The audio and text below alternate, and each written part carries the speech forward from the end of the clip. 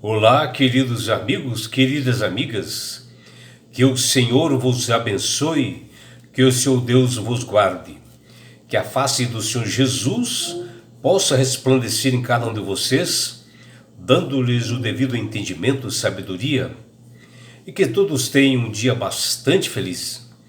Vamos estudar a lição, e hoje, quinta-feira, 17 de julho de 2025, dentro desse novo trimestre, né, que é julho, agosto e setembro. E a lição de hoje, a lição de número 3, ela tem como título Moisés como Deus sobre o faraó. E a lição de hoje ela está baseada em Êxodo, capítulo 6, versículos 28 a 30, e Êxodo, capítulo 7, versículos de 1 até 7. E a lição de hoje que nós podemos observar, que está lá em Êxodo capítulo 6, versículo 30, que Moisés ele voltou a insistir com a sua incapacidade de falar, dando uma desculpa para não transmitir as ordens de Deus para o faraó, para que ele pudesse libertar os hebreus. E Deus ignorou o pessimismo, né, do seu servo e reafirmou as suas promessas, né, tanto para ele como para o seu povo, do desejo de que essa libertação ocorresse e que todas as pessoas se achegassem a ele para ter um relacionamento. Porque ele, Deus, ele tem uma solução para todos os problemas de nós, seres humanos. E Moisés diz que ele não tinha problemas assim de se expressar, de falar. E Deus diz para ele, tu falarás tudo o que eu ordenar. E Arão, seu irmão, falará ao faraó, que está lá em Êxodo 7:2. E algo que nos chama a atenção é justamente no Êxodo capítulo 7, versículo 1, um versículo antes, que o Senhor diz, eu, o Senhor, Moisés, te constituo como Deus sobre o faraó. E Arão, teu irmão, será teu profeta, que está lá em Êxodo capítulo 7, versículo 1.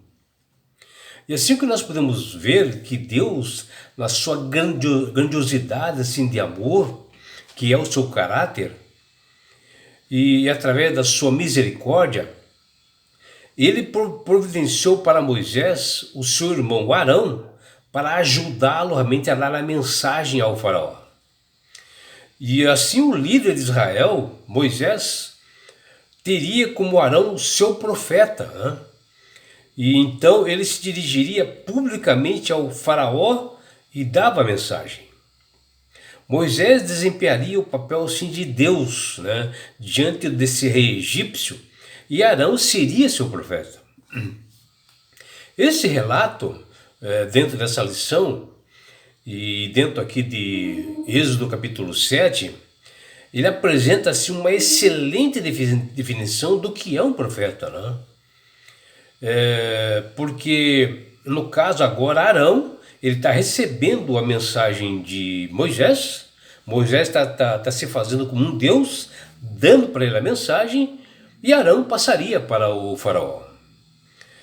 Seria-se um porta-voz para isso, né? Por isso que a função do profeta é esse, ele é um porta-voz de Deus para realmente dar a mensagem. E isto pode ocorrer assim, pessoalmente, às vezes de viva voz, né? Ou através do Espírito Santo, como era mais frequente. O profeta receberia essa mensagem e registrava assim tudo que ele ouvia do Espírito Santo, e ele passava essa mensagem. E Deus também advertiu a Moisés que os encontros ali com o faraó seriam assim confrontos assim com bastante aflição, bastante tenso, né? e bastante prolongado, né, pelo questionamento que haveria por parte do faraó. E assim, pela segunda vez, Deus destacou que o faraó seria obstinado e que ele mesmo endureceria o seu coração, do rei, que está lá em Êxodo capítulo 4, versículo 21. Nesse livro da lição de hoje, assim, de Êxodo capítulo 6, versículos 28 e 30, quando Moisés assim, recebe de Deus essa missão de falar com o faraó Tutmés III, que libertasse o povo hebreu para eles irem ao deserto adorá-lo, que foi a solicitação à mente de Deus, Moisés faz uma pergunta ao Senhor: mas se eles perguntarem quem é o Deus que me enviou? E Deus ali mesmo para Moisés reafirma a ele que eu sou o Senhor. Ou seja, eu sou Yahvé, que ele é o Deus pessoal, é um Deus de relacionamento, de intimidade, um Deus próximo do seu povo, que fez uma aliança com eles no passado e manteria com eles, mesmo que acontecesse qualquer coisa. E que naquele momento, ele justamente veio buscá-los para tirar do Egito, e assim ele mostra a sua identidade como Yahvé, mostrando o seu poder, a sua autoridade sobre toda a criação. E ali Moisés é um instrumento de Deus, e sendo assim um libertador de Israel, como ele era conhecido, uma espécie assim de Cristo, e somente as experiências realmente com Deus, né, poderiam amadurecer esse líder de Israel, que foi chamado há muito tempo por Moisés, desde berço, né, que Deus já havia tido esses propósitos para com ele, onde ele tinha essa capacidade de ouvir a voz de Deus. E mesmo Deus se apresentando a ele como Deus, um Deus assim imanente, que se apresenta em todos os lugares, em todas as pessoas, ele é transcendente, ele está acima de todos nós, em todos os lugares. E ele, Moisés, aponta assim uma desculpa que naquele momento que diz lá em Êxodo 6,30. Respondeu Moisés na presença do Senhor: eu não sei falar bem, como pois me ouvirá o faraó? E esse Deus pessoal, ele fala realmente em particular com Moisés, o mesmo que tem relacionamento íntimo e profundo com cada um de nós, quando nós nos invocamos a ele. Ele tem esse diálogo realmente com Moisés para acalmá-lo, para ele sentir firme, esperançoso, e mesmo Deus mostrando manifestações assim sobrenaturais, ele, Moisés, ordenando que, no caso, Deus ordenando a Moisés que ele fosse falar com o faraó, o líder hebreu Moisés revelou desconfiança de si mesmo e apresentou assim uma falta de habilidade para conversar, para falar, de se expressar normalmente, que está lá em Êxodo capítulo 6, versículos 12 e 30. E em várias passagens bíblicas, o Moisés fala isso, dessa dificuldade dele. Que é semelhante assim, a palavra que ele usou lá no passado, que diz que ele era pesado de boca. O próprio Moisés diz isso lá em Êxodo 4:10. E diante dessa dificuldade do seu servo Moisés, Deus, por misericórdia, providenciou seu irmão Arão para ele auxiliá-lo, né? Ele ser realmente um profeta naquele momento, e Moisés seria o Deus, para convencer o faraó a liberar o seu povo. E no caso, Moisés receberia de Deus a mensagem e passaria para Arão, que se dirigia publicamente até o faraó e dava a mensagem. E aqui Moisés, que já estava definido como libertador dos hebreus, agora estava desempenhando o papel de Deus, né? Diante do rei egípcio, e Arão fazendo esse papel de profeta.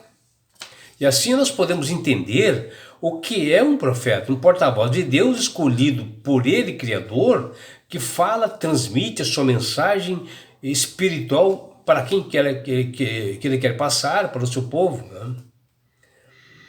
E acredito, amigos, que em cada diálogo que Moisés tinha com o Criador do universo, ele saía com as suas forças e seu ânimo renovados. E ainda que os sábios, né, do Egito, né, usassem as suas ciências, né, os seus pessoas que auxiliavam ele, né, que eram realmente pessoas que tinham forças ocultas, né, as suas ciências ocultas, que diz lá em Êxodo 7:11, né, para contrafazer os sinais de Deus. Moisés e Arão sabiam que nada daquilo poderia ser comparado ao poder do Senhor, porque diante do Senhor não existe feiticeiro, não existe vidente, não quer que seja. Deus está acima desse poder. E com o coração obstinado, o faraó recusou a deixar ir o povo, que está lá em Êxodo 7:14, como o Senhor tinha dito lá em Êxodo 7:13. E assim a sua própria atitude daria uma tragédia já documentada na história do Egito. Porque Deus, ninguém pode zombar. E o faraó fez isto. E com isto, o faraó experimentou uma severa repreensão à sua idolatria, né, aos seus feiticeiros, aos videntes dele, principalmente a idolatria do egípcio, que foi afetada em tudo, né, pelas mãos do Senhor. E inclusive Deus transformou as águas do rio Nilo em sangue, mostrando seu poder. E é por isso, meu amigo, minha amiga, que Deus tem falado com todas as pessoas através do poder do Espírito Santo para aceitarem a Jesus como Salvador e Senhor. Porque Jesus diz: eu sou o caminho, a verdade e a vida, ninguém vai ao Pai senão por mim. Ele, Jesus, dizendo, está lá em João, no capítulo de João, no livro de João, que ele diz isto, que ele é o único mediador entre os homens e Deus. Não existe mais ninguém. Ele é o único Salvador. Se você quiser buscar uma oração através dele, se você quer buscar a salvação através dele, não existe outro. E quando você aceita Jesus como Salvador e Senhor da sua vida verdadeiramente, obedecendo seus estatutos e mandamentos, circuncidados no seu coração, você passa a ser uma pessoa sábia, de entendimento, sabe manusear bem as Escrituras. E ao aceitar assim, a Jesus como Salvador, você ganhará de Deus um presente que chama-se salvação. E com isto, na grande volta de Jesus a este mundo que já se aproxima, Jesus, ele levará você, seus filhos, sua família, seus amigos e todos nós para as mansões celestiais. Um lugar, meu amigo, minha amiga, onde não haverá mais morte, mais dores, mais aflições, não haverá mais perseguições. Você estará no céu, você participará da grande boda do Cordeiro, da união, do casamento do noivo Jesus com a sua noiva, a igreja que somos nós, numa grande festa. E você, meu amigo, minha amiga, terá uma grande oportunidade de você estar assim, face a face com Jesus. Já imaginou? Sabe por que Deus quer fazer isto com você, minha amiga? Com você, meu amigo? Porque Jesus te ama. Abraços do seu amigo João Carlos Amorim.